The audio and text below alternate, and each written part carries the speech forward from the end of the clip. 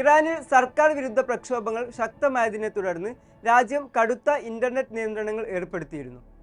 ഇതിന്റെ ഭാഗമായിട്ടാണ് ഇറാനിൽ സ്റ്റാർലിങ്ക് ഇന്റർനെറ്റ് സേവനങ്ങളെ തടഞ്ഞിരിക്കുന്നത്. റഷ്യൻ സാങ്കേതിക വിദ്യയുടെ സഹായത്താലാണ് സ്റ്റാർലിങ്കിന്റെ പ്രവർത്തനങ്ങളെ ഇറാൻ തടഞ്ഞിരിക്കുന്നത് എന്നാണ് റിപ്പോർട്ടുകളിൽ പറയുന്നത്. ഇന്റർനെറ്റ് ജാമിങ്ങിനായി ഇറാൻ റഷ്യൻ നിർമ്മിത സൈനിക ഉപകരണങ്ങൾ ഉപയോഗിച്ചതായാണ് വിവരങ്ങൾ. സ്റ്റാർലിങ്ക് ഉപഗ്രഹങ്ങളുമായി ബന്ധപ്പെടാൻ ഉപയോഗിക്കുന്ന GPS സിഗ്നലുകളെ തടസ്സപ്പെടുത്തിക്കൊണ്ടാണ് ഇത് സാധ്യമാക്കിയത് എന്നാണ് റിപ്പോർട്ടുകൾ പറയുന്നത്. കിൽ സ്വിച്ച് എന്നാണ് ഈ നടപടിയെ ഇറാൻ വിശേഷിപ്പിച്ചിരിക്കുന്നത്.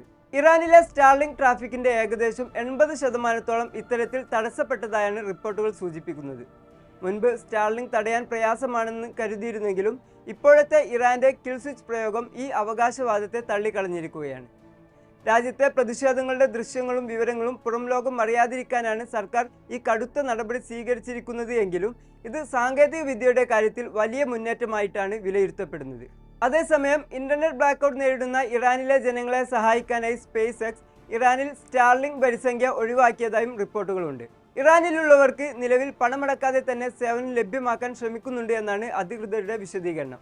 ഇറാനിൽ ഇന്റർനെറ്റ് പൂർണ്ണമായും നിലച്ചതായും സ്റ്റാർലിങ്ക് സേവനങ്ങൾ വളരെ കുറഞ്ഞ രീതിയിൽ മാത്രമേ ലഭ്യമാകുന്നുള്ളൂ എന്നും ഇന്റർനെറ്റ് നിരീക്ഷണ ഏജൻസിയായ നെറ്റ് ബ്ലോക്സും സ്ഥിരീകരിച്ചിട്ടുണ്ട്.